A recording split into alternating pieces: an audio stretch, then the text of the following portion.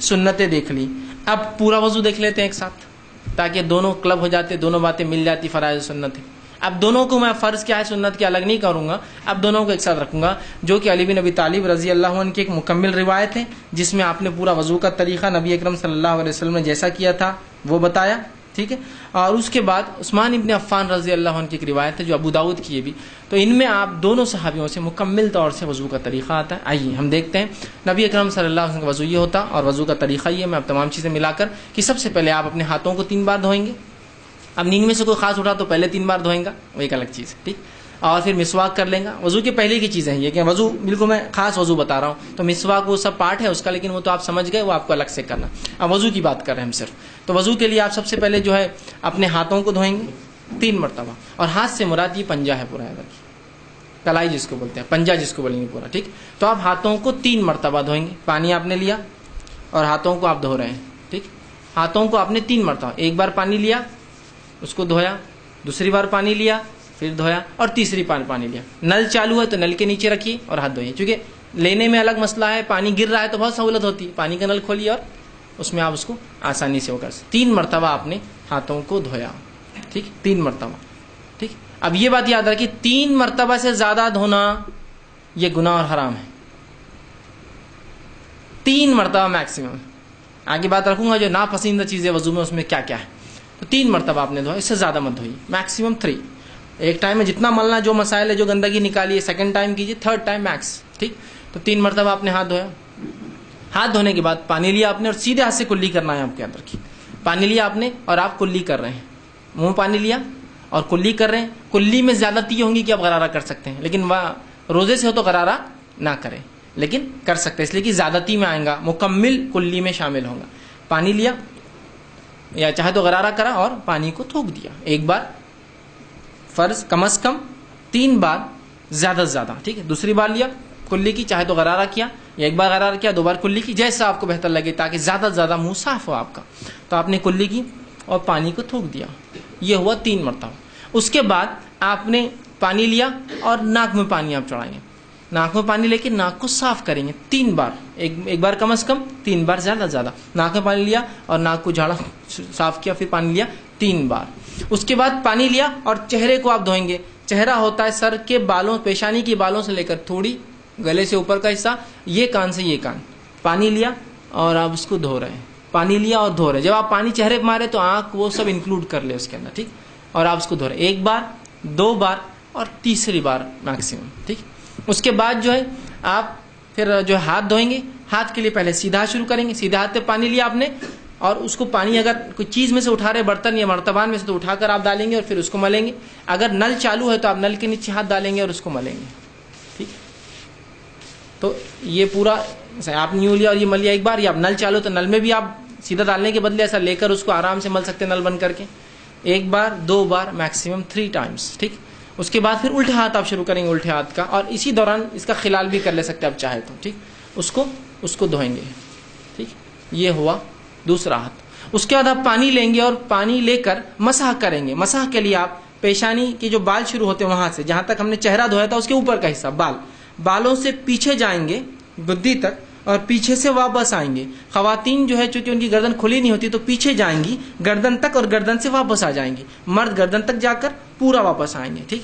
واپس آئے اور اسی اسٹروک میں ایک ہی اس کے اندر جا کے آپ آئیں گے. اس میں پھر آپ کان کا خلال, دونوں کان میں انگلیاں ڈالی, اندر کے لیے یہ انگلی استعمال کریں گے شہادت کی, اور باہر کے لیے دونوں انگوٹھے, ایک ہی اس میں دونوں کام کر رہے ہیں, ٹھیک ہے. تو سر کا مسح کے ساتھ ہی یہ ہوگا. نبی اکرم صلی اللہ علیہ وسلم سے الگ سے پانی لینا اس معاملے میں ثابت نہیں, لیکن علماء کہتے ہیں اگر سوکھ جائے مکمل اور پانی بچا ہی نہ ہو تو الگ بات ہے, آپ لے لیں, لیکن عموماً آپ ایسا کر کے ایک کریں. ہو گئے کان. اب کانوں کے بعد آپ کو جو ہے پیر پر آنا ہے آپ کی, اور پیر آپ پہلے سیدھا پیر دھوئیں گے. ٹخنوں کے پیچھے کا حصہ خاص طور سے یاد رکھیے سوکھا رہ جاتا ہے. آپ نے ایک صحابی کو دیکھا اور کہا احتیاط کیا کرو, یہ سوکھا رہ جاتا ہے. ٹخنوں کا پیچھے کا, سیدھے ہاتھ کے ایکسٹریم رائٹ, پیر کے پیچھے کے ایکسٹریم رائٹ کا اور الٹے پیر کے پیچھے کے ایکسٹریم لیفٹ کا سوکھا رہ جاتا ہے. تو اس کو اچھے سے آپ وہ کریں گے. ٹخنوں تک, ٹخنے مطلب انکلوڈ پورا اس کو دھوئیں گے, اور الٹے ہاتھ سے خلال انگلیوں کو پیروں کے بیچ میں صاف کریں گے, خلال کریں گے. تو یہ ہوا وضو, یاد رکھیے. 1 بار کم از کم دھوئیں گے, 3 بار زیادہ دھوئیں گے, پانی کا کم سے کم استعمال کریں گے. ٹھیک ہے, اس لیے کہ پانی کو زیادہ بہانا, اس کی زیادتی, اس کو اسراف کرنا, شریعت نے جو ہے اس بات کو بالکل جو ہے پسند نہیں کیا ہے, یاد رکھیے. اسی طرح ایک غلط فہمی جو ہوتی ہے وہ یہ ہے کہ ہم لوگ جب مسح کرتے ہیں سر کا تو مختلف علاقوں میں مختلف مسح کے طریقے ہوتے ہیں. کچھ جگہ مسح کا طریقہ اس طرح سے ہوتا ہے کہ ایک آدمی مسح کرتا ہے, مطلب یہاں سے شروع ہوتا ہے ہر چیز کو وہ بوسہ لیتے ہوئے چلتا ہے اوپر کی طرف اور پھر پیچھے جاتا ہے. کچھ لوگ ہوتے پیچھے جاتے چوم کر. چومنا یہاں ثابت نہیں ہے سنت سے. ٹھیک, چومتے ہیں, ناک کو بھی ہاتھ لگاتے ہیں, پیشانی کو لگاتے ہیں. کچھ لوگ چومتے اور پیشانی پہ جاتے ہیں, کچھ لوگ چومتے نہیں اور آگے جاتے ہیں, آنکھ پہ ہاتھ لگاتے ہیں. یہ کچھ بھی ثابت نہیں. آپ کو صرف بھگانا ہے اور پیچھے گئے اور آگے آ گئے. اس میں چبنا اور وہ کرنا ثابت نہیں. ایک دوسرا, کچھ لوگ گردن کا مسح کرتے ہیں. گردن کا مسح کرتے ہیں, اس کا مختلف طریقے, ایسا بھگانا, یہ اس کے اتنے فائدے فلاں ہیں. گردن کا مسح کسی صحیح روایت سے ثابت نہیں ہے. اس کے اپنے فائدے ہوں گے, فائدوں سے ہم کو انکار نہیں, اس لیے کہ جسم کو دھونے کے فائدے ہوتے ہی ہیں, تو آپ الگ سے دھوئیے اس کو, آپ کو دھونا ہے تو. لیکن گردن کا اسپیشل مسح, ہاں گدی پہ جانے تک کچھ پانی چلے جائے کوئی مسئلہ نہیں, اسپیشل مسح کرنا یہ سنت سے ثابت نہیں ہے. کسی صحیح روایت سے گردن کا مسح کرنا ثابت نہیں ہے, یاد رکھیے. ٹھیک ہے, تو لہٰذا آپ پانی ہاتھ ڈالا, سیدھا ہاتھ کو لے گئے, واپس لایا, کانوں کا خلال کیا, یہ کام فنش. کوئی چومنا اور کوئی گردن کا مسح اس کے بعد ثابت نہیں. بہت سے لوگ یوں کر کے یوں جانے کے بعد ہر عبادت میں ان کو اپنی شک ہوتا ہے, اور شک کیوں نہ ہو, مولوی صاحب بتاتے ہیں احتیاطاً, جیسا جمعہ کی نماز 2 رکعت فرض ہے, احتیاطاً ظہر پڑھ لینا, تو وہ احتیاط کرتے. احتیاط کیا کرتے ہیں, دیکھیے سر کا مسح کرتے, پہلے تو یوں بہت چمتے اوپر تک جاتے ہیں, یہ احتیاط ہے, یہ بھیگا نہیں ہوگا تو یہ بھیگا نہیں ہوگا تو یہ بھیگا نہیں ہوگا. پھر واپس آنے کے بعد کان کا خلال کرنے کے بعد ایکسرسائز شروع ہوتی, شپ شپ شپ شپ, کچھ تو بھی ایسا بہت دیر تک یوں کرتے. کیوں بولے احتیاطاً یہ سو کر رہ گیا ہوں گا, تو احتیاطاً یہ سو کر رہے گا, احتیاطاً یہ سو کر رہے گا, احتیاطاً. ارے پہلے 3 دن بعد دھو لیا نا بیوقوف آدمی, اب کیا احتیاط پھر سے. پھر تو احتیاطاً فجر کی 2 پڑھ کے پھر 2 پڑھ, پھر ظہر کی 4 پڑھ کے پھر 4 پڑھ, زکات دینے کے بعد ڈبل زکات دے احتیاطاً, پہلی قبول نہیں ہوں گی تو, حج کرنے کے بعد پھر ایک حج کرے تھے. احتیاط مطلب امت کو ہر چیز میں شک میں ڈال دیا.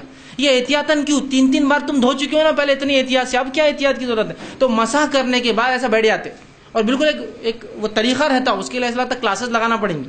یا کوئی آدمی دور سے دیکھے, اگر چائنیز یا ملے اوریجن کا ہو تو اس نے سمجھے کچھ تو بھی, یہ تو کراٹے کی ایکسرسائز بھی کر لیتے ہیں اپنی عبادت میں, ان کے کراٹے وراٹے شامل, کیوں تو وہ اتنے ایک دم ٹیکفلی ہوتا ہے, بالکل یوں یوں یوں یوں یوں یوں یوں ایسا ایک دم بالکل ٹیکفلی چلتا ہے. تو آپ خالی دیکھنا اس کو کیا چل رہا ہے اس کو, اور اگر اپن نہیں کرے تو بعض والا اپنے کو دیکھتا, کون آگے بولتا تم ایسے کیوں نہیں کر رہے, پہلے تو گردن چھوڑ دیے اور پھر وہ ایکسرسائز بھی نہیں کر رہے, کھڑے تھے. ٹھیک, تو پہلے جب تم نے دھو لیا تو پھر تم کو کیا احتیاط کی ضرورت, مجھے سمجھ میں نہیں آتا. احتیاط احتیاط احتیاط احتیاط, غیر ضروری احتیاطیں ہیں, جہاں ہونا وہاں نہیں ہے, جہاں نہیں ہونا وہاں ہے, کچھ بھی نہیں ہو گیا ہو. اب ڈبل ریپیٹ نہیں کرنا ہے کوئی چیز کو آپ کو احتیاط. ہاں یہ الگ بات ہے کہ آپ نے وضو کیا اور کسی نے کہا کوئی چیز آزاد سوکر رہ گیا, تو ایک الگ بات ہے, یاد ہے. اور یاد رکھیے, وضو کر لیا, کر اٹھے اور آپ نے اپنے آپ کو پوچھنا شروع کر دیا. یاد رکھیے وضو کے بعد اپنے جسم کو پوچھنا بھی سنت ہے, یاد رکھیے. نبی اکرم صلی اللہ علیہ وسلم کے تعلق سے ماں عائشہ فرماتی ہے, آپ صلی اللہ علیہ وسلم کا خاص تولیہ تھا جو آپ نے اٹھا کر رکھا تھا, آپ وضو کرتے تو اس سے پوچھتے, نہاتے تو اس سے پوچھتے, تو یہ بھی سنت ہے. اب آپ اٹھے, وضو کرنے کے بعد آپ نے تولیے سے پوچھ لیا. اب پوچھنے کے بعد کسی نے کہا پنڈلی سوکھی رہ گئی تھی, اوہو, تو اب کیا کریں گے آپ, اب آپ کو پورا وضو کرنا پڑے گا, اس لیے کہ آپ نے کچھ اعضاء کو سکھا لیا تھا. اگر پورے اعضاء گیلے ہوتے اور آپ کھڑے ہوتے اور کسی کو کہتا پنڈلی رہ گئی, آپ کی کونی رہ گئی, چہرہ رہ گیا, فلاں رہ گیا, تو آپ فوراً بیٹھ کے اتنے حصے کو دھو لیتے تو وضو ہو جاتا. لیکن اگر وہ سوکھا رہ گیا, آپ اٹھ گئے اور ایک بھی اعضاء سوکھ گیا, تو اس کے بعد آپ کو پھر سے وضو کرنا ہوگا. آپ سمجھے ایک صحیح روایت ثابت ابو داؤد کی روایت ہے, ایک صحابی اٹھے جن کے پنڈلی کے بارے میں آتا, دیکھیے وہ پنڈلی نہیں ہے, جو ٹخنے کے پیچھے کا حصہ ہوتا ہے, وہاں ناخن کے برابر ایک حصہ سوکھا تھا. جب آپ کو ان کو بتایا گیا تو آپ صلی اللہ علیہ وسلم فرمایا وضو پھر سے کر, کیونکہ ان کے اعضاء سوکھ چکے تھے اتنے. چونکہ کیا ہوتا ہے جب آپ دیکھیے دھوئیں گے, ایک آدمی کام دھندے بزنس سے آیا, کام کاج سے آیا اور دھویا, اور جو حصہ نہیں دھلانا وہ بالکل وائٹ الگ چمکتا ہے, اور جب دھل گیا اس کا کلر چینج ہو جاتا ہے, تو کوئی پہچان سکتا ہے اس نے کوئی نہیں برابر نہیں دھویا. بچوں کو دیکھیے آپ, چہرہ دھوتے ادھر کا پورا باقی رہتا, آپ بولتے بیٹا یہ نہیں دھلا, کیسے پہچانا, ادھر پانی سے صفائی, ادھر سے وائٹنس دکھتی الگ, تو ویسا پہچانا, تو کہا پھر سے کر. لیکن گیلے میں ہے تو خالی آپ جا کے گیلا کر لیجیے, گیلے میں مطلب اٹھے آپ اور کسی نے کہا بھائی صاحب تو آپ دھو لیجیے, सूख गया तो फिर से आपको वजू दोबारा दोहराना हो। अब वजू में नापसंदीदा उमूर, क्या काम हम वजू में नहीं करेंगे?